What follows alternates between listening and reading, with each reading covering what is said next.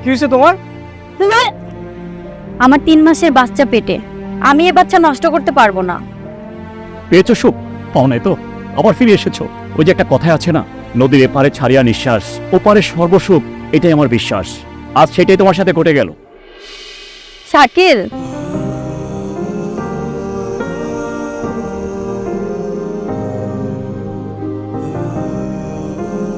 তুমি হ্যাঁ আমি। কেন এসেছো? এইখানে একটা সিগনেচার করে দাও। এখনো সময় আছে, তুমি একটু ভেবে দেখো। কেন তুমি শুধু শুধু সিদ্ধান্ত নিয়েছো? আমি কিছু বুঝতে পারছি না। আপনার তো বেশ ভালো ছিল। শোনো, তুমি ভালো ছিলে, আমি ভালো ছিলাম না। আমাদের বিয়ে 2 বছর বয়স হয়েছে। এই 2 বছরে তুমি আমাকে কি দিয়েছো যে আমি সেটা নিয়ে ভালো থাকবো?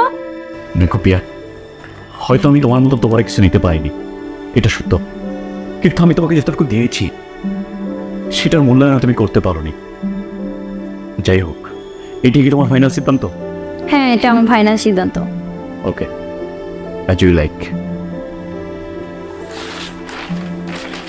এই নাও।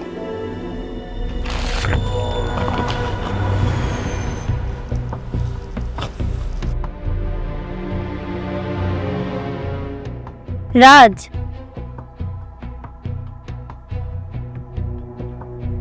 আমি ডিভোর্সের কাজ শেষ করে আসছি। সত্যি তোমার ডিভোর্স হয়ে গেছে? তাহলে তো কোনো টেনশনই নাই। হ্যাঁ চলো, ব্যাগ দাও আমার কাছে।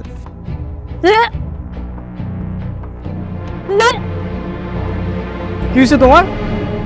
রাজ, তোমাকে তো আমার একটা কথা বলা হয়নি। আমার 3 মাসের বাচ্চা পেটে, আমি এই বাচ্চা নষ্ট করতে পারবো না। তার মানে তুমি কি বলতে চাচ্ছ? তোমার মতো একজন প্রেগনেন্ট মেয়েকে আমি বিয়ে করবো? আমার পক্ষে কোনোভাবেই সম্ভব না। রাজ, তুমি এটা কি বলছো? তুমি না আমায় বলেছিলে আমার 10টা বাচ্চা থাকলেও তুমি আমায় মেনে নিবে, যে কোনো অবস্থায় তুমি আমার পাশে থাকবে। তাহলে আজ তুমি কেন এই কথা বলতেছো? এই শুনো, মেয়েদের বুক করার জন্য না ছেলেরা এইসব মিথ্যা কথা বলেই থাকে। তোমাকে পাওয়ার জন্য আমি ঘর ছেড়ে চলে আসছি। আমি আমার স্বামীকে ডিভোর্স করছি, সেখানে আমি খারাপ ছিলাম না। দেখো রাজ, তুমি যদি আমায় মেনে না নাও তাহলে আমার গলায় ফাঁসি দেওয়া ছাড়া আর কোনো উপায় থাকবে না।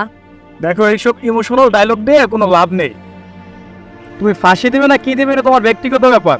আর এই দেখো তোমার ব্যাগ, আমার পক্ষে এগুলো সম্ভব না। রাজ, আরে ছাড়ো না। রাজ, তুমি আমায় ফেলে যেও না। আরে বাবা, বললাম না আমার পক্ষে সম্ভব না, আমার ফ্যামিলি মেনে নেবে না। পাঁচারো বলছি, পাঁচারো বলছি না, পাঁচারো। আরে ছাড়ো না। পেয়েছো সুখ? পাও নাই তো? আবার ফিরে এসেছো।